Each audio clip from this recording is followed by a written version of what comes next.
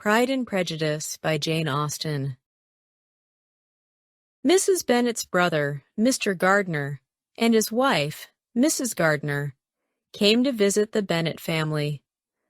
The Gardiners were very kind, and the Bennet sisters loved them dearly. When Mrs. Gardiner saw that Jane was unhappy, she invited Jane to stay with them in London for the winter. Jane happily accepted. In London, Jane visited Caroline Bingley. It was clear that Caroline no longer wanted to be friends. Jane had no chance to see Mr. Bingley, and he did not visit her either. Elizabeth had also stopped seeing Mr. Wickham often. He seemed to be interested in another young lady who was not very pretty, but was very rich. However, Elizabeth was not sad about this. She realized that she was not in love with Mr. Wickham. Charlotte was now married to Mr. Collins. In March, Elizabeth went to visit her in her new home. Elizabeth was happy to see Charlotte, but Mr. Collins was as boring as ever. Every day, he talked endlessly about his patroness, Lady Catherine de Bourgh, how kind, rich, and intelligent she was. A few days later, Lady Catherine invited them all to her grand house. The dinner at Lady Catherine's was wonderful, but no one spoke except Lady Catherine herself. She asked Elizabeth many questions. How many sisters did she have? How old were they? Were they likely to marry? Were they beautiful? What kind of carriage did her father have? These questions were quite rude, but Elizabeth answered them politely. Soon, Elizabeth learned that Mr. Darcy was Lady Catherine's nephew. A few days later, he came to visit his aunt. Elizabeth often went to Lady Catherine's house, but she tried to avoid Mr. Darcy. She did not want to talk to him. One day, Mr. Darcy came to visit Mr. Collins. Their conversation was very short, and then he left. "What could this mean?" Charlotte asked. "My dear Eliza, he must be in love with you." But Elizabeth thought that was very unlikely. One evening, Elizabeth decided not to go to Lady Catherine's house. Alone in her room, she started to cry. Jane, her dear sister, was very unhappy, and Elizabeth felt helpless. She believed that Mr. Darcy was the cause of Jane's sadness. He made Mr. Bingley forget all about Jane. Now Elizabeth felt anger toward Mr. Darcy.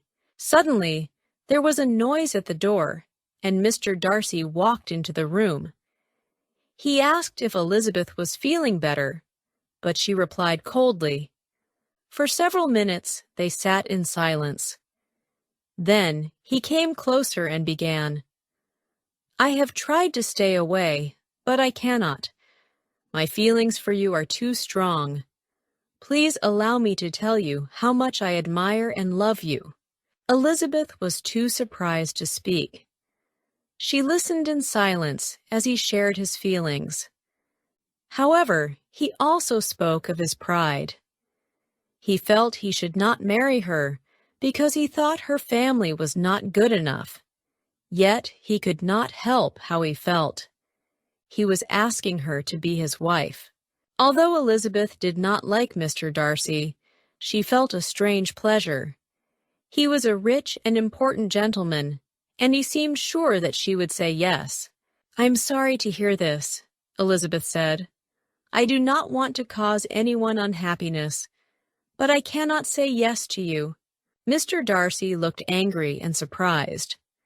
After a long silence, he replied, "Is this all you can say? I might ask why you refuse me, but that does not matter. And I could ask why you told me you do not want to marry me. You said my family was too low. That was very rude. But I have other reasons to dislike you. How can I accept a man who has caused my dear sister's unhappiness? What you did cannot be forgiven. Can you say it is not true?" she asked. I did everything I could to keep my friend away from your sister. I was pleased with my success, Mr. Darcy replied. Moreover, Elizabeth continued, you did something terrible to poor Mr. Wickham. What can you say about that? You seem very interested in him, Mr. Darcy said, his voice cold. I know he was very unfortunate, and all because of you. You took his money, and now you laugh at him, she exclaimed. And this is how you see me. Thank you for explaining it so clearly. My faults are indeed great, but you are upset because of how I spoke about your family. Do you think I should be happy about your low connections? He argued. Elizabeth felt her anger rising, but she tried to speak calmly. No, Mr. Darcy, you are mistaken. I was pleased when you asked me to marry you. But now I have no regrets about refusing you. You are not acting like a gentleman. I do not want to be your wife, no matter what you say. He was clearly taken aback. You have said enough, madam. I completely understand your feelings. I'm sorry for disturbing you. I wish you good health and happiness. With these words, he left the room. Elizabeth was left in shock. She sat down and cried for half an hour, her heart heavy with confusion. The next day, Elizabeth went for a walk and met Mr. Darcy. He handed her a letter and walked away without saying a word. Elizabeth opened the letter and read, Do not be afraid, madam. I am not going to ask you to marry me again. However, I needed to write this letter. Please read it carefully. First, I want to explain the situation with Mr. Bingley and your sister. I saw that Mr. Bingley's feelings were serious, and I watched your sister closely. I did not believe she loved him. If I was wrong, I understand your anger. But there were other reasons against their marriage. Your mother is not a polite woman, so I convinced Mr. Bingley to leave. Now, let me tell you about Mr. Wickham.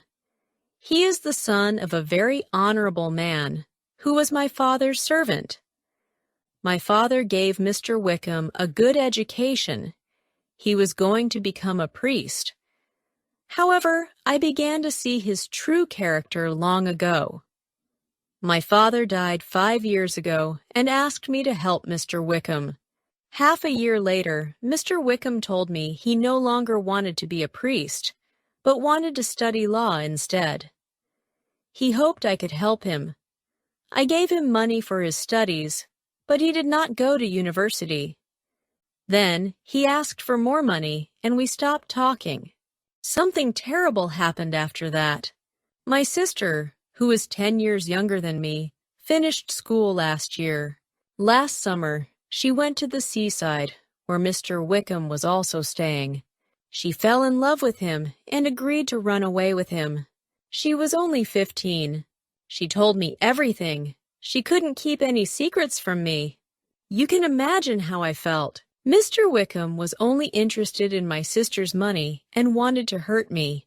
This, madam, is the true story about Mr. Wickham. If you do not believe me, you can ask my cousin, Colonel Fitzwilliam. He knows everything. Truly yours, Fitzwilliam Darcy. Elizabeth read the letter many times before she could begin to understand it. She was shocked, but knew she had to believe it was true.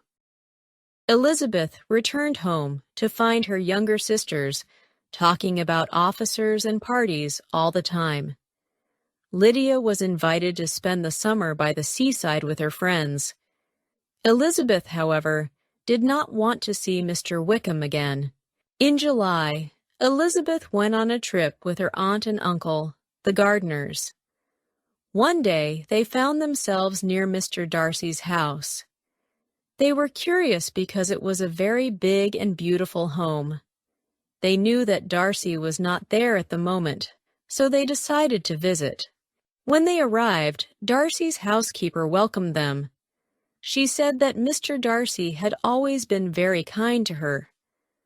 Elizabeth was surprised because she thought Darcy was rude to everyone.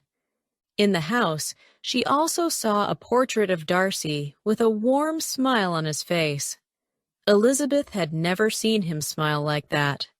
As they walked through the garden, Elizabeth turned back to look at the house. Suddenly, she saw Mr. Darcy. They were too close, and he could definitely see her. Their eyes met, and both of them turned red. Darcy walked over and spoke to Elizabeth politely. She introduced him to her aunt and uncle. Darcy began talking to them. "Why is he so different?" Elizabeth thought. "He is so kind and polite now. Is it because of me? Could it be that he still loves me?" Then Darcy turned to her. "Tomorrow my sister is coming," he said. "I would like her to meet you. Will you allow me to introduce my sister to you?" Elizabeth felt really pleased. It was a sign of respect. The next day, Darcy introduced his sister to Elizabeth and the Gardiners. They could see that Darcy was in love with Elizabeth. Soon after, Elizabeth received a letter from Jane. "Dearest Lizzie, something terrible has happened. It is about poor Lydia. She has gone off to Scotland with Mr. Wickham. Imagine our surprise. They are still not married, and nobody can find them. Our mother is very ill. Jane." Elizabeth was shocked. Just then, Darcy appeared. Elizabeth told him the news, and he was shocked too. She quickly left. She needed to be with her family. Elizabeth's father tried to find Lydia and Mr. Wickham in London, but he was not successful. He returned home. Soon after, they received a letter from Mr. Gardiner. He wrote that Lydia and Wickham had been found and that they were married. Mr. Bennet thought that the Gardiners must have given Wickham a lot of money to marry Lydia. Not long after, Lydia and Wickham came to visit the Bennet family. Elizabeth was surprised when she learned that it was Mr. Darcy who found Wickham and made him marry Lydia. Her opinion of Darcy changed completely. Now she thought of him as a kind and honorable person. A few days later, the Bennet family received exciting news. Mr. Bingley and Mr. Darcy had returned. Jane was surprised to see Mr. Bingley again, but he soon came to visit. They talked for a long time. When he left, Jane was extremely happy. "Oh, my dear Lizzie, he asked me to marry him," she told her sister. "And what did you say?" Elizabeth asked with a smile. "Of course I said yes," Jane replied. It was a joyful evening at the Bennet house. Everyone celebrated and wished Jane happiness. 2 days later, something strange happened. Lady Catherine de Bourgh came to the Bennet house. She immediately asked to speak privately with Elizabeth. When they were alone in the garden, Lady Catherine said, "Yesterday I learned some unpleasant news. I was told that you are going to marry my nephew, Mr. Darcy. That cannot be true. It is impossible. But I felt I should come and tell you what I think about it. If you think it cannot be true, then why did you come so far?" Elizabeth asked. "Can you tell me that it really is not true? Has my nephew made you an offer of marriage or not?" "You just said that it is impossible," Elizabeth replied. Lady Catherine grew very angry. "Miss Bennet, do you know who I am?" she asked. "You cannot talk to me like this. Let me make it clear. You cannot marry him. Never. Mr. Darcy is engaged to my daughter. They have been promised to each other since childhood.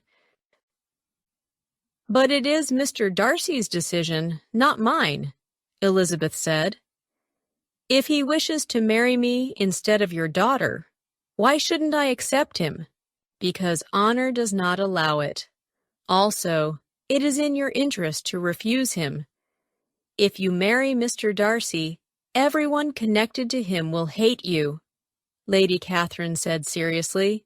"That would be quite unpleasant, but I believe I would gain many benefits in return," Elizabeth replied with a smile. Lady Catherine became even angrier. "What a rude girl!" she cried. "Listen to me. My daughter and Mr. Darcy are meant for each other. They have had the same education and lifestyle. Now, a young woman without family, connections, or money is going to destroy it all. I will not allow it. Mr. Darcy is a gentleman. I am a gentleman's daughter. So far, we are equal," Elizabeth said.